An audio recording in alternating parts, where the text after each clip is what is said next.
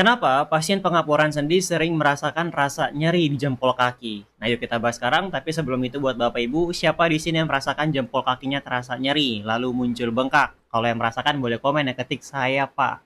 Nah, yang mau konsultasi sama saya bisa pencet tombol plus yang ada di sini supaya nanti komunikasi kita nggak dibatasi dan saya bisa membalas pesan dari Bapak Ibu. Dan jangan lupa di-share ya, semoga jadi amal jariah.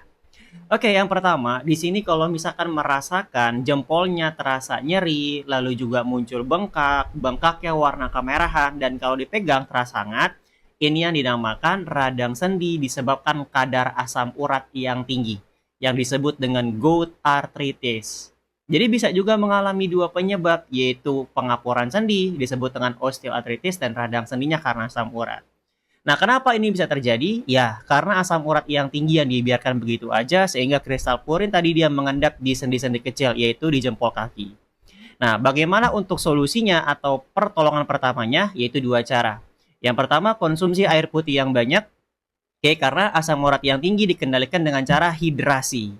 Oke, supaya apa? Kristal purinnya bisa dibuang melalui ginjal atau nanti jadi air kencing. Nah, yang kedua, dengan olahraga supaya asam urat yang tinggi ini berubah menjadi antioksidan. Jadi tangani terlebih dahulu kadar asam uratnya. Jadi gitu Bapak Ibu ya, yang punya riwayat asam urat yang tinggi, siapa di sini yang punya riwayat kadar asam urat yang tinggi? Coba boleh komen, tulis berapa kadar asam uratnya. Nah, normalnya berapa sih Pak? Untuk perempuan di bawah 6 dan untuk laki-laki di bawah 7. Cara mengendalikan tadi dengan dua cara. Nah, kalau misalkan Pak sudah dilakukan, tapi kenapa rasa nyerinya belum hilang juga? Ada dua kemungkinan. Oke, yang pertama asam uratnya memang juga tinggi jadi perlu waktu. Yang kedua adanya peradangan atau inflamasi. Nah, kalau seperti ini baru dibantu dengan atur pola makan dan cara terakhir adalah dilengkapi dengan nutrisi tambahannya, terutama teh hijau untuk membersihkan lemak dalam darah. Karena pada pasien osteoartritis atau pengapuran sendi, musuh paling utama adalah pengentalan darah. Nah, kenapa darahnya bisa mengental? Karena riwayat asam urat yang tinggi salah satunya.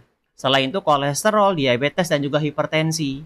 Jadi kalaupun Bapak Ibu pasien pengapuran tidak merasakan jempol kakinya terasa nyeri, kadar asam urat yang tinggi dan temannya tadi juga bisa menyebabkan pengentalan darah sehingga rasa nyerinya tidak hilang-hilang seperti itu.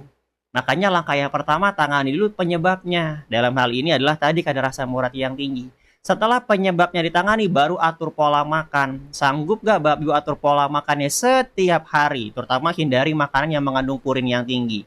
Baru setelah itu dibantulah dengan vitamin atau nutrisi tambahan. Begitu cara yang tepat dan benar. Bukan cuma mau mengandalkan vitaminnya apa, lalu nutrisinya apa, tanpa mengatur pola makan itu sudah salah besar. Oke, bisa dipahami Bapak Ibu ya. Yang sudah paham boleh komen ketik paham Pak. Nah, buat Bapak Ibu kembali lagi, setiap orang kondisinya berbeda-beda, jadi harus dikonsultasikan kembali. Nah, buat Bapak Ibu yang mau konsultasi sama saya dan berkenan, yang mau saya dampingi lewat program pendampingan pola makan dan juga penguatan nutrisi, boleh komen di kolom komentar ketik mau. Setelah itu konsultasi lanjutan, inbox saya atau cek di profil hubungi nomor saya. Terima kasih. Kalau bermanfaat, jangan lupa di-share.